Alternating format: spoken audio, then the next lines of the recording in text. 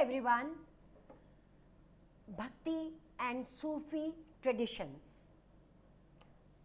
The different modes of worship that are present today. People go to the temples, people sometimes go in groups, they go to the worshipping places, they have certain rhymes and hymns, they pray in the name of God, they also use certain instruments to propagate their ideas, to propagate the worship of different gods and goddesses, to propagate their views that how we can demand from the God. There are a number of gods in Hinduism. We demand something, some or the other from different gods. This is the present mode of worship. We have different types of different male gods. We have different gods with their wives. We have Vishnu, we worship Vishnu with Lakshmi. We worship Shiva with Parvati. And apart from that, we worship a number of gods. There are certain gods which are very popular, like Shivji, Shiva. He is considered to be the god of the gods. And apart from that, there are certain local gods. In every locality, in every state, in every region, there is tendency, there is tradition of worshipping their local gods. For example, Jagannath, Odisha, its yatras are organized every year. So Jagannath, he was a local god of Odisha during this period. We are talking of 6th century. And he was considered to be their local god. But later, people gave him the image of not local god, but the main god as Vishnu, the preserver, who preserve all the things. The Jagannath was associated with Vishnu. These type of activities that we observe today, that began with the Bhakti and Sufi tradition, which we are going to start today. We are going to start with this chapter with certain very typical terms, because most of the terms, they will belong to our southern region, they will belong to the Tamil language. So all those terms will go through in this chapter, and we start with the wide-ranging religions that were present at that time. Because in the previous chapter we have read about Buddhism and Jainism and something about Brahminical reaction or Brahmanism. Here we talk of a term Hindu. Actually the term Hindu was, it was used for the first time in history, because Hindu was not a religion previously. Actually Hindu were those people who lived near the river Indus, that is Sindhu river. So in that locality, whoever lived was known as Hindu. But later this word was associated with the religion, and even today we call Hindu, Hindu. So this term came very late, but actually they were the people who lived near the Sindhu valley, near the Indus valley. So there were wide-ranging religions, and this was the period when there were two processes of transformation. Because religion, it is a very personal matter of people. People are very much, they are very sensitive towards their religion. So two processes were the process of transformation at this time. There had been a constant clash. Constant means ever growing, ever going. Constant clash between Vedas and Puran. Because Vedas, they are considered to be the words of gods. Whatever is written in Veda, it's a word of God. And Vedas are also written in a very standardized Sanskrit. And this was the reason that in the previous societies, only Brahmins, the priests, they had their monopoly, they had their authority over the Vedas. They are in a very typical Sanskrit, standardized Sanskrit language. Whereas when Puranas were written, when Puran came up, Purans had very simple, they have very simple and very easy Sanskrit, and Purans could be read by women as well as the so-called lower caste or lower classes. So-called. We are not calling them lower caste. So-called means they were called at that time as lower caste. So there was a continuous clash between the Vedas and the Puranas. Puran. In Veda, only 3 names have been mentioned that are to be worshipped. That is Indra, Agni and Som. 3 gods, Indra, Agni and Som have been mentioned in Vedas. When Puranas came up, Puran, even women and the so-called low caste could read it. It was a period of transformation. It was a period of change in the society and reworking of the Brahmins, they had to rework, because after Buddhism and Jainism, they came to realize, the Brahmins, the priestly class, they came to realize that now they have to change themselves, they have to change the traditions, they have to do something. Because in the previous chapter we have read that how Brahminical reactions and Brahmanism, it had become a very typical religion for the people, and people readily accepted Buddhism and Jainism, although they continued not for a very long time in India, but even then it was a challenge towards the Brahmins.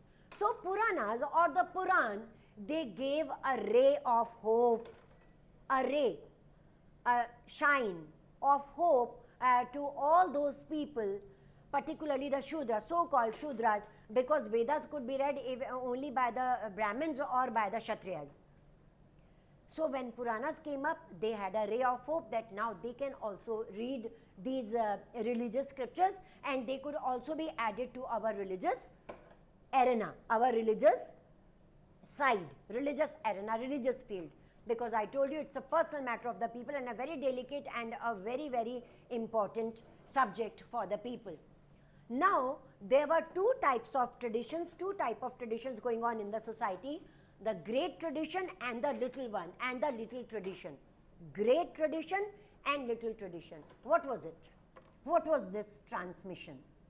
The great tradition means people supported a particular god or supported a particular religion or particular god or goddess, which is also supported by the kings and the so-called high caste people. Kings and the so-called high caste people, or you can say the religion which was patronized by the kings and by the rich people. Patronized, patron. They gave all the help to propagate that particular religion. So many people who followed that religion which got patronage from kings and the so-called upper caste, that was known as the great tradition. And the other people who depended on the local gods and goddesses, means which were not patronized by the kings or by the so-called high caste people, they were known as the little tradition. So these were the 2 traditions that are prevalent in the society. This was also the period when the system of Tantricism began. Now you must be thinking, what is Tantricism or Tantric worship?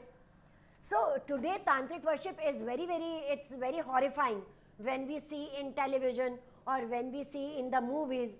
Tantricism or Tantric worship, it is very horrifying. It is very traumatic. But Tantricism was not such Tantricism at that time. The Tantric worship was the worship to the goddesses. Different types of goddesses in the sculptures of that time. We have seen or we find out goddesses with different hands. In each hand they are carrying something. So these were the images and that were worshipped by the people, and by both the women and the so-called Shudras also, and this was known as the Tantric worship, the worship of gods and the worship of goddesses, different goddesses. Like I told you, the wife of Vishnu, the wife of Shiva, they were worshipped, and there were different goddesses which were worshipped at that time. I hope you are getting it. I hope you are getting all these topics with me.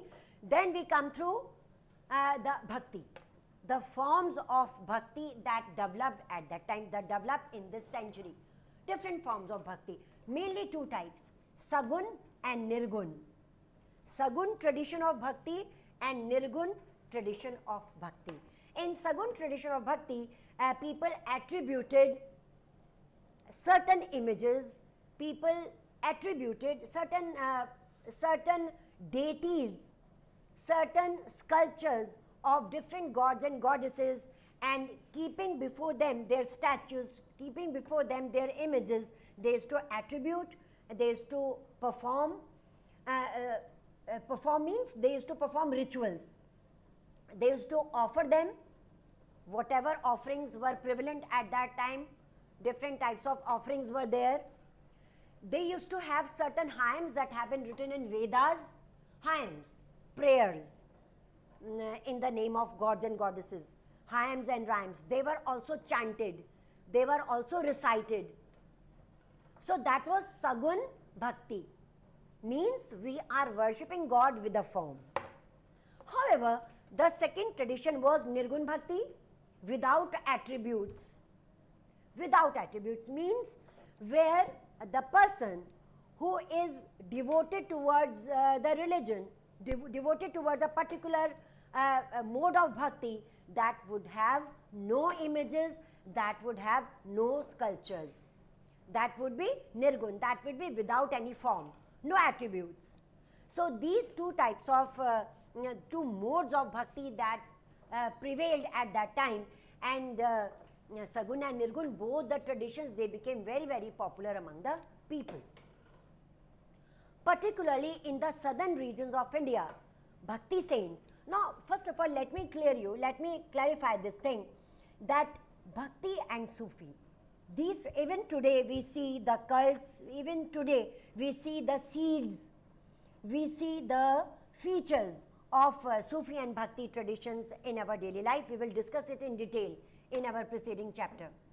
Now, bhakti and Sufi, what was different as compared to the previous mode of worships? The difference was that they walked in groups, they walked to different areas, they used to select particular localities, they used to sit together and they used to make hymns themselves, and they used to sing it, they used to have certain musical instruments also, like the bards in the earlier societies, the bards who sang poems, who sang songs in the praise of their kings in the battlefield and at different places in their courts.